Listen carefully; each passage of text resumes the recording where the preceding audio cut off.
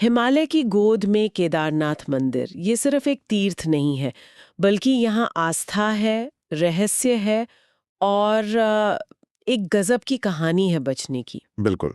खासकर जब हम 2013 की वो भयानक बाढ़ याद करते हैं हाँ, ना। 16 जून 2013 सब कुछ तबाह हो गया था, लेकिन मंदिर खड़ा रहा। तो सवाल उठता है, कैसे? जी। क्या ये बस एक संयोग था या कोई दिव्य शक्ति? आज इसी पर थोड़ी गहराई से बात करते हैं। केदारनाथ से जुड़े कुछ दिलचस्प पहलू, तथ्य, मान्यताएं, जो भी जानकारी मिली है उसके आधार पर। बिल्कुल। समझने की कोशिश करते हैं कि ये मंदिर इतना खास क्यों है। तो 2013 से ही शुरू करते हैं। वो बाढ़ भयानक थी। बादल फटा, मंदाकिनी नदी उफान पर थी। हाँ, और चौराबाड़ी झील का भी एक हिस्सा टूटा। मतलब पानी और मलबा एक सैलाब सा आ गया था। सब कुछ बह गया रास्ते में। लेकिन तभी जैसा कि सब जानते हैं, मंदिर के ठीक पीछे एक बहुत बड़ी चट्टान आकर रुक गई। हाँ, वो भीमशिला। बिल्कुल। उसे अब भीमशिला कहते हैं। वो चट्टान बिल्कुल सही जगह आकर अटकी और पानी का जो जोर था उसे दो हिस्सों में बांट दिया। तो मंदिर सीधे रास्ते में नहीं आया। जी, वो सीधी टक्कर से बच गया। अब आस्था वाले इसे चमत्कार कहते हैं, विज्ञान शायद कहेगा कि हाँ ऐसा हो सकता है, बहुत दुर्लभ है पर संभव है। प्रकृति और आस्था का संगम। सही कहा। अच्छा, ये तो हुई आपदा की बात, पर इस मंदिर का बनना ही अपने आप में एक अजूबा लगता है, इतनी ऊंचाई पर। बिल्कुल। और वो भी हजारों साल पहले, जब आज जैसी मशीनें, टेक्नोलॉजी कुछ भी नहीं था। तो ये बना कैसे, किन चीजों से? देखिए, जानकारी ये मिलती है कि इसमें बड़े बड़े पत्थर लगे हैं, भूरे रंग के, जिन्हें केदर गनाइस कहते हैं। कितने बड़े? वजन सोचिए 6 से 8 टन एक एक पत्थर। बाप रे! और ये लाए कहाँ से गए होंगे? अंदाजा है कि शायद 20-30 किलोमीटर दूर से। ये अपने आप में बहुत बड़ी बात है। और फिर उन्हें जोड़ा कैसे गया हो, बिना सीमेंट के? हाँ, यही तो कमाल है। इंटरलॉकिंग तकनीक। मतलब पत्थरों को इस तरह तराशा गया कि वो एक दूसरे में फंस जाएं, लॉक हो जाएं। अच्छा, जैसे पजल के टुकड़े। हाँ, कुछ वैसा ही समझ लीजिए। और इसी वजह से ये ढांचा इतना मजबूत बना, 2013 की आपदा में भी टिका रहा। लेकिन एक और बात जो मुझे बहुत हैरान करती है, वो ये कि ये मंदिर करीब 400 साल तक बर्फ में दबा रहा था। जी हाँ, ये भी एक तथ्य है। वो लघु हिम युग का दौर था, जिसे लिटिल आइस एज कहते हैं। करीब 1300 से 1800 ईस्वी के बीच। पूरा मंदिर बर्फ के नीचे। हाँ, Wadia institute of Himalayan geology की स्टडी है इस पर। वो बताते हैं कि मंदिर पूरी तरह बर्फ से ढक गया था। और जब बर्फ हटी? तो मंदिर वैसे का वैसा खड़ा था, कोई बड़ा नुकसान नहीं। ये दिखाता है कि इसकी बनावट कितनी असाधारण है। सिर्फ बाढ़ ही नहीं, सदियों के मौसम को भी झेल गया। कमाल है। तो फिर इसकी उम्र क्या मानी जाए?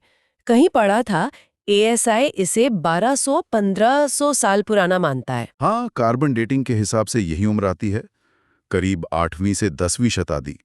ये वो समय था जब आदि शंकराचार्य भी थे। पर मान्यताएं तो इसे और भी पुराना बताती हैं, है ना? महाभारत काल तक। बिल्कुल। यहीं पर इतिहास और आस्था का मेल दिखता है। पौराणिक कथा कहती है कि पांडवों ने इसे बनवाया था। अच्छा, वो कहानी है ना कि शिवजी ने भैंस का रूप ले लिया था? जी जी। पांडव अपने पापों से मुक्ति के लिए शिव को ढूंढ रहे थे। शिवजी ने भैंस का रूप धरा, पांडवों ने उन्हें पहचान लिया, भीम ने कुबड़ पकड़ लिया। और वही आज शिवलिंग के रूप में स्थापित है। हाँ, वही मान्यता है। और इसी से पंच केदार की कहानी भी जुड़ती है। और कहते हैं पांडवों ने ही ये पहला मंदिर बनवाया, बाद में आदि शंकराचार्य ने इसका जीर्णोद्धार कराया। और उनकी समाधि भी वहीं है। जी, मंदिर के पीछे ही। तो ऐतिहासिक और पौराणिक दोनों तरह का महत्व है। अच्छा, एक और रहस्य है। मंदिर 6 महीने बंद रहता है सर्दियों में। हाँ, अक्षय तृतीया पर कपाट खुलते हैं और भाई दूज के आसपास बंद हो जाते हैं। और मान्यता है कि बंद दरवाजों के पीछे पूजा होती रहती है। जी, कहते हैं कि देवता, यक्ष, गंधर्व वो इन 6 महीनों में पूजा करते हैं।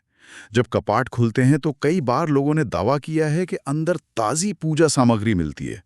ये बातें रहस्य को और गहरा करती हैं।